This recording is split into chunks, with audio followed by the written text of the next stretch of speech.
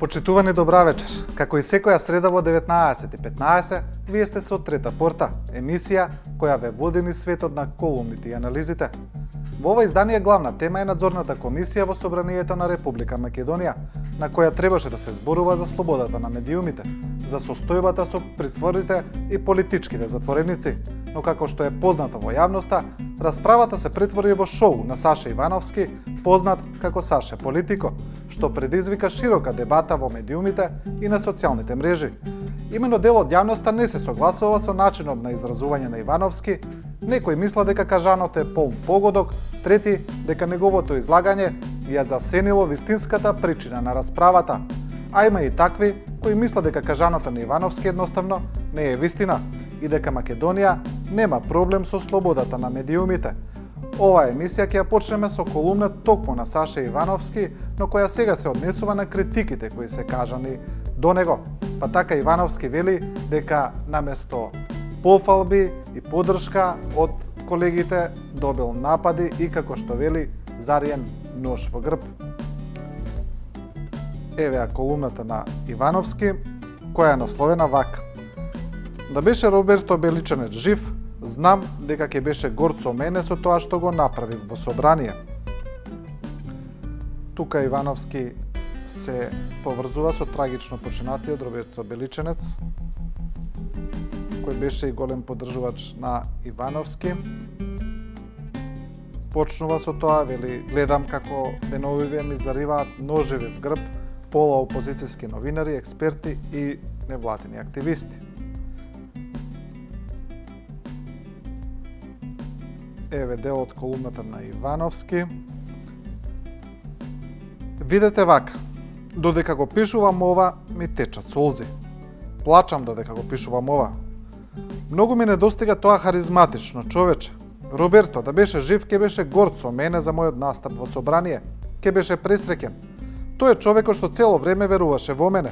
Да, точно е, за колумната за Џамбазов, сигурно ќе дојдеше дома и ќе ме натепаше. Ама знам дека за говорот во собрание ќе ме частеше вечера и ќе се смееше 2 сата со неговата заразна прекрасна насмевка. Роберто беше одушевен и кога го зачукав латас во Политико, со денови ми раскажуваше како се валкало од смеа во канцеларија кога ја гледала емисијата. Секоја емисија ја имаше гледано и уживаше во моите подвизи. Тој не се согласуваше со сите мои ставови и идеи, некогаш и се каравме, жестоко и тоа на Фејсбук и преку колумни, но сепак се почитувавме многу.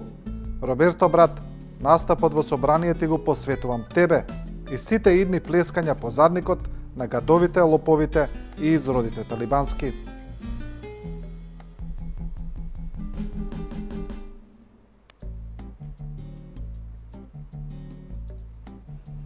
Еве и фотографијата на Роберто Беличанец.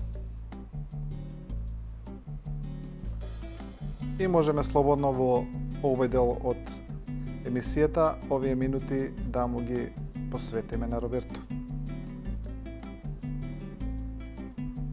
Тоа еве нека биде и наш помен за него.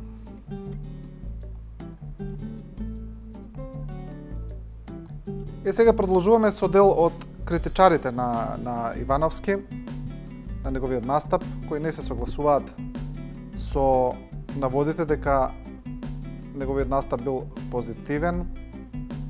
Една од критичарите и која е професорката Билјана Ванковска, која е активна на социјалните мрежи и која голем дел од своето време посвети токму на настапот на Ивановски и на она што тој го кажа, а тука ќе видиме дел од еден од незините Facebook статуси и некои коментари на корисниците под него. Тука професорката Ванковска вели дека после незините критики кон Ивановски добила многу навреди. Па вели вака: повеќе лични навреди и гадости добив за овие 48 часа откако се произнесов за наводно сјајниот говор на Саше во парламентот, отколку кога се осмелив да го искритикувам дочекот на Тарчуловски. Тоа зборува самото за себе, за нетолеранцијата која владее кон оние кои не паѓаат во транс по еден говор кој му доликува на политичар, ама не на новинар пред надзорна комисија на собранието. Ова зборува за едно гневно општество, кое сега е спремно да ја поддржи и медиумската клоака, за која пишуваше покојниот Беличанец, само за да му возврати на политичкиот непријател. Простотилакот во јавниот дискурс победи. Денес, мнозина од нас се подготвени да згазат секој кој нема да се сложи со тоа дека Саше направил јуначки чин.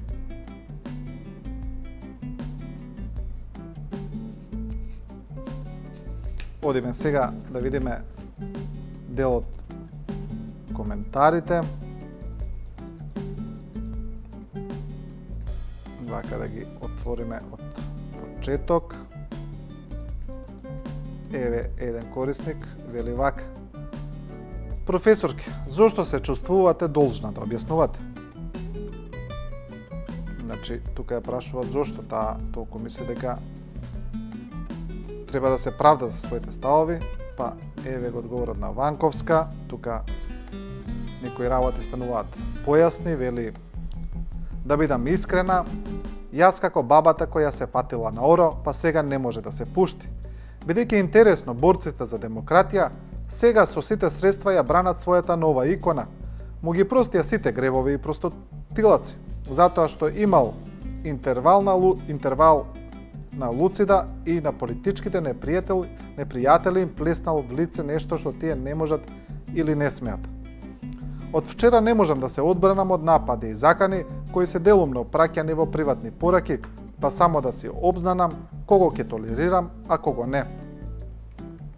Значи, да посочиме дека кога ги читаме овие коментари од Facebook и од колумни, многу често поради претежно на социјалните мрежи, но и во колумни, поради брзината која се пишува и поради карактерот на овие нови комуникации, многу често се пишува со одредени правописни грешки, со жаргон, со сленг, па така имаме и малку проблем при читање, мораме да внимаваме, но некогаш работите едноставно се читаат така како што се напишани и тоа не може да се избега од тој момент.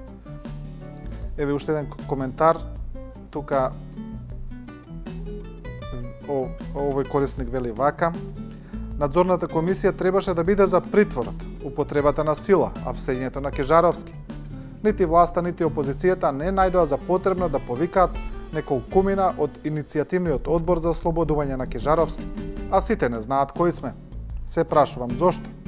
Јасно е дека намерно се измести дебатата и надзорната комисија, наместо да служи како арена во која ќе се зборува и ќе се дискутира за граѓанските и новинарски слободи, послужи за добар почеток на предизборна кампања на двете партии. Тоа е мислење на тој корисник. Еве уште едно кое е различно. Овој корисник аргументира вака за говорот на Саша Ивановски. Сега, тоа го тргаме на страна и еве да речеме не знаеме ништо за неговата историја и го гледаме неговото излагање кај надзорната комисија. Човеков ги растори. Во неговиот емотивен говор имаше и хумор, имаше и факти, немаше скоро никакви навреди, што не е својствено за него и тој успеа да не го задржи вниманието цели 15 минути. Ако се суди неговиот говор со говорот на Мирка и Латас, дечково ги растори и беше единствениот, што дури после 2 дена ние се уште зборуваме за него.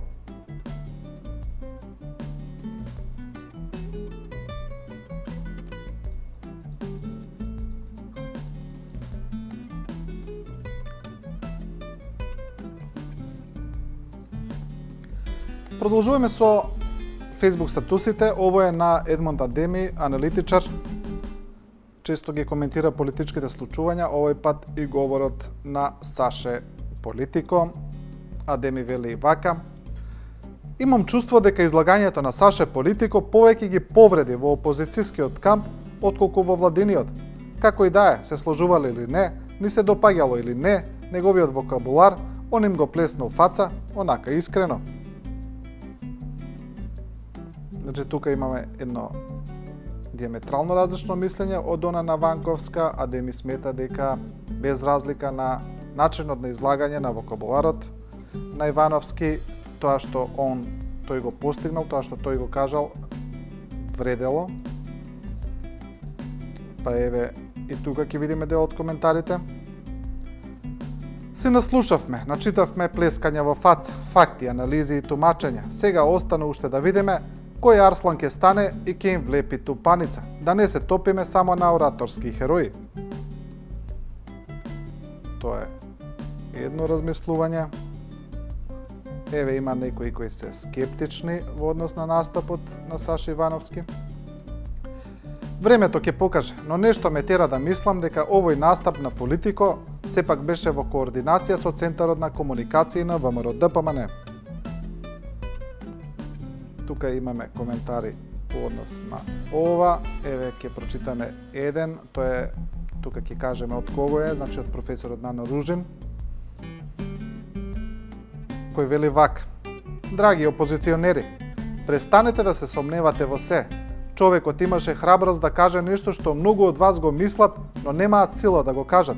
Тој напаѓаше искрено и емотивно. Ние имаме еден заеднички политички непријател, а тоа е ДПМНЕ. Жал ми е кога наместо енергијата да се насочи во таа насока, се бара влакново јајце во се. Надминете ги ситно партиските или личните интереси и анимозитети. Фокусирајте се против власта, а не против оние кои ја критикуваат. Само така ќе паднат. И ќе прочитаме тука уште еден коментар. Секаде во свет борбата е за монопол над власт, единствено кај нас има борба за монопол врз опозицијата.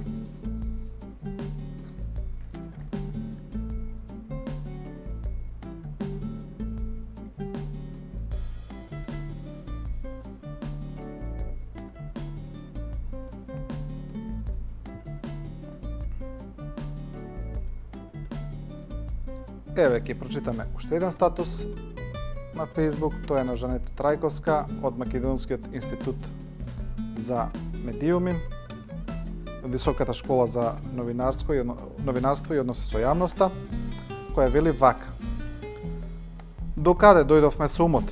За нас станува нормално да комуницираме низ цости и вулгарни зборови и тоа да го сметаме за критика, па уште и да аплаудираме на некултура, вандализам и непримерно однесување, без оглед дали е надзор на комисија во собранието или кршење на некој си таму цар Душан.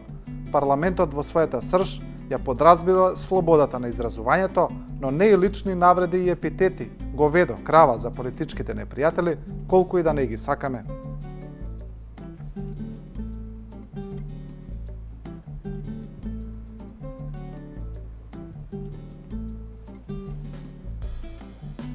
Сега продолжуваме, ги оставаме тука социјалните мрежи, продолжуваме со колумните кои исто така се објавени на оваа тема на настапот на Саша Ивановски, а дел од нив се и напишани во однос на самата надзорна комисија и на целите кои таа надзорна комисија требало да ги постигне. Еве, одиме прво со колумната на новинарот Петрица Рачини, кој инаку веднаш по говорот на Саша Ивановски кажа дека го поддржува начинот на кој тоа го кажал Ивановски, го поддржува ефектот кој е постигнат во јавноста од неговиот говор, а сега имаме една колумна во која Сарачини дообјаснува својот став. Еве, ќе ја видим. Колумната на Сарачини е насловена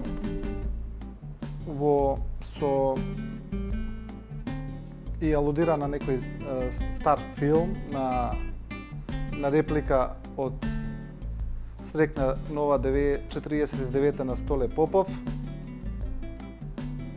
А еве што вели Сарачини.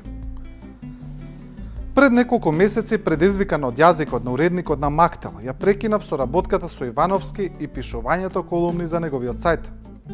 Во кусата еднодневна полемика со него, признав и му напишав дека иако гледам со симпатија кон него и неговата храброст на почетоците, бргу сватив дека свежината што ја внесува во медиумскиот простор може да се спореди со свежината што ја донесува човек што пил расолница во непроветрена просторија во која претходно престојувале луѓе кои јаделе граф. Се уште стојам на тој став, иако и јас му аплаудирам на она што го направи во собранието. Кој од меч живее, од меч ќе умре. Може би сега, кога и самите се соочија со јазикот што го разбира народот, властодржците ќе почнат да одат на дебати со пристојни медиумски професионалци, експерти и активисти. И ќе се соочат со острата, но пристојна критика.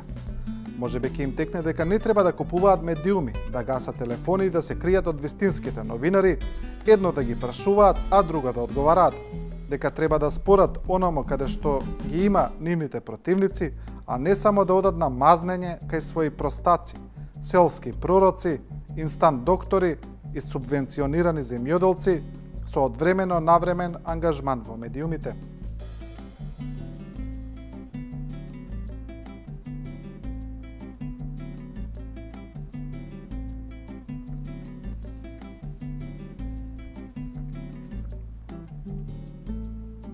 Продолжуваме со колумна на извесен Рубин Ивановски, кој се представува дека е активист на СДСМ, и Ивановски во оваа колумна објаснува дали опозицијската СДСМ е поврзана со Саша Ивановски и како тие ги перцепираат неговите ставови.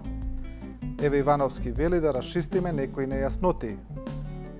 Сега тука не е јасно дали ова официјален став на СДСМ, веројатно не е, но бидејќи Ивановски кој ја пишува оваа колумна вели дека е член на СДСМ и вели дека пораките кои ги праќа тука може да се толкуваат така.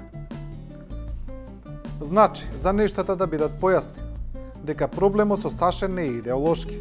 Саше Политико беше на распитот во парламентот, така што не видов нити една негова искажана реченица која ние со отпорот, чеј главен стратег беше толкму геровски и слични, не беше искажана. Саше Политико се што кажа на тој распит е години кажувано од Бранко Црвенковски на митинзи и на ладата, иста како и Зоран Заев, Радмила Шекеринска и сите пратеници од опозицијата, како и цело раководство на СДСМ, сегашно и претходно. Со секоја точка на говорот на Саше Политико се сложува секој член на СДСМ, додека за тоа другото што Саше пишува не станува збор дали ние како членови се сложуваме или не. Членовите на СДСМ ја почитуваат сопствената програма, која е демократски донесена и изгласана, и работиме по таа програма и по никоја друга.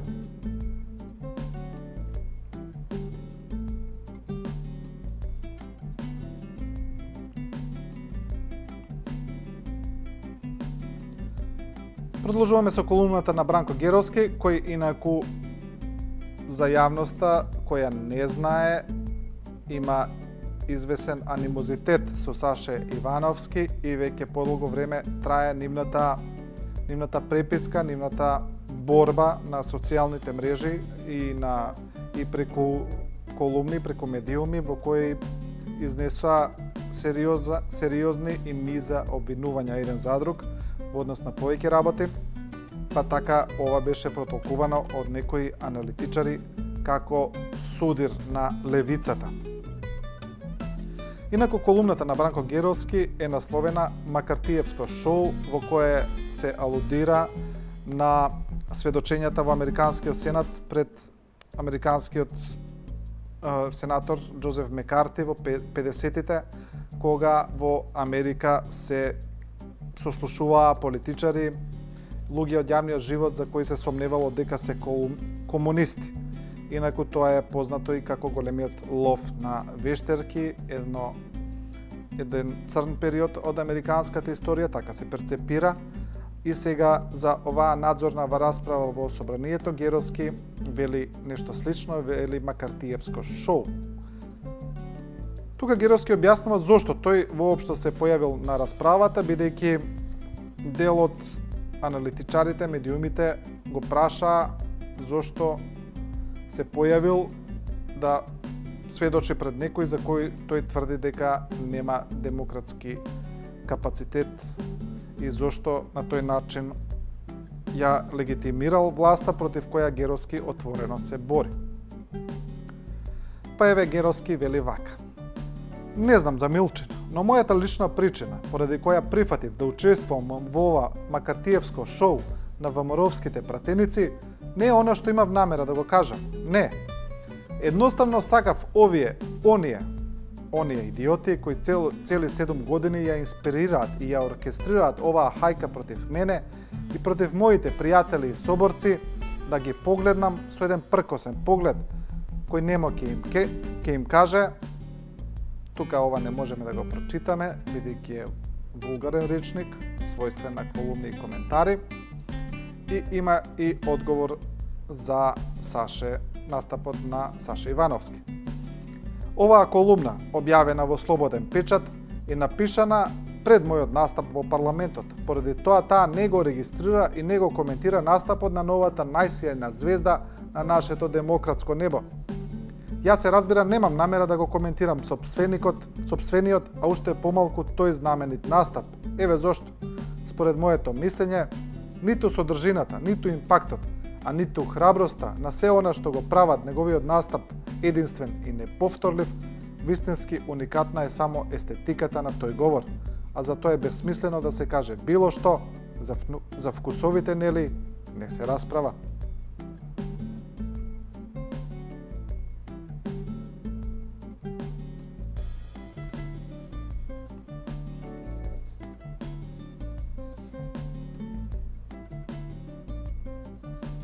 Одиме со колумна на Ивор Мицковски, новинар, кој вели вака: феноменот Саше и феноменот изманипулиран народ. Од самиот наслов на Мицковски може да се насети што сака да порача во однос на говорот на Саше Ивановски.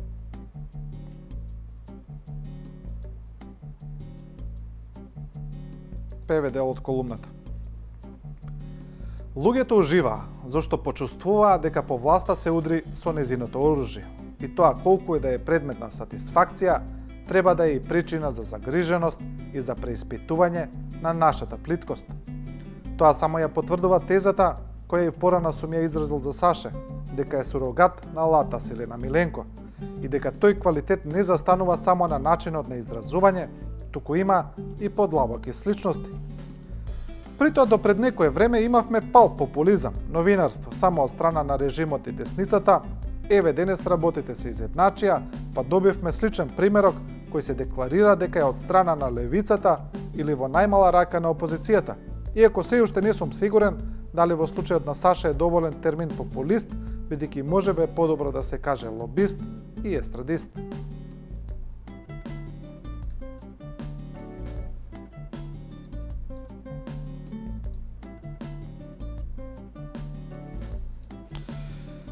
Тука завршуваме и со овој сет на колумни, продолжуваме со уште неколку посветени на настапот на Саша Ивановски, а овие две колумни кои сега ќе ги прочитаме не се посветени всушност на неговиот настап, туку на самата надзорна комисија на Сообранието и на она што е кажано на комисијата од страна на некои други учесници.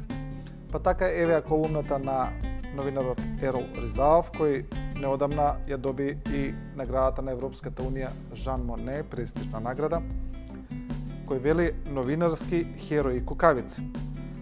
Тука Ризаов, иако не ја спомнува по име, очигледно дека алудира на настапот на една новинарка пред комисијата, која во своето сведочење кажа дека била жртва на некогашната власт, значи на власта до 2000 година, дека била жртва тогаш, дека жртва и сега, дека таа секогаш се борела за слободата и за вистината. Па еве Ризаов вели вака: сега дознавам преку нивно сведоштво дека тие не барале да одат таму секој ден, туку биле принудувани да се мачат на работен појадок, ручек и вечера, за да им се врши притисок како и што да пишуваат. Колегите немале дерман, големи маки биле тоа да се седи и да се работи во деташирани редакции. Јас пак најавен им забележував кога пишуваат дека како Бранко Црвенковски државник се раѓа еднаш на 1000 години, а вистината била во тоа што тие го пишувале не оти биле импресионирани од големината на лидерот, туку биле присилени. Само некако не чув и не прочитав кога тие ги критикувале големите мокници, дали како сега кога се во опозиција или кога биле на власт и кога биле најсилни. Универзалното светско правило на вистинскиот професионализам вели дека света должност на новинарството е да ги открива злоупотребите на владите и на најмокните луѓе и центри. Тоа е причината зошто вистинските медиуми се нарекуваат совест на општеството.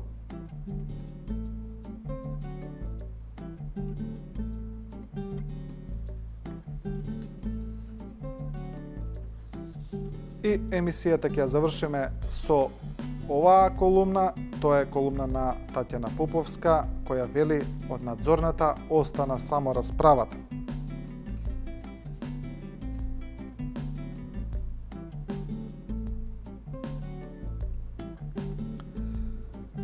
Првата надзорна расправа покажа дека и двете страни се уште не се подготвени отворено да разговараат за проблемите што го мачат општеството. Премиерот Груевски покажа одредена конструктивност, иако и тој, како и пратеничката од редовите на неговата партија Силвана Бонева, не заборавија да ја префрлат вината врз поранешниот лидер на СДСМ Бранко Црвенковски, иако тој е веќе половина година целосно надвор од политичкиот живот во Македонија. Но за разлика од Груевски, кој барем привидно покажа конструктивност и имаше проблем со смирен тон и без навреди да одговори и немаше проблем да одговори на прашањата на пратеникот од СДСМ Игор Ивановски, министерката за внатрешни работи Гордана Јанкуловска покажа невидена ароганција. Таквиот тон доминираше и кога дискутираше за протестот на новинарите на 23 октомври пред музеот на ВМРО, но и кога требаше да одговори на прашањето на опозицијата за почитување на правото на пресумпција на невиност.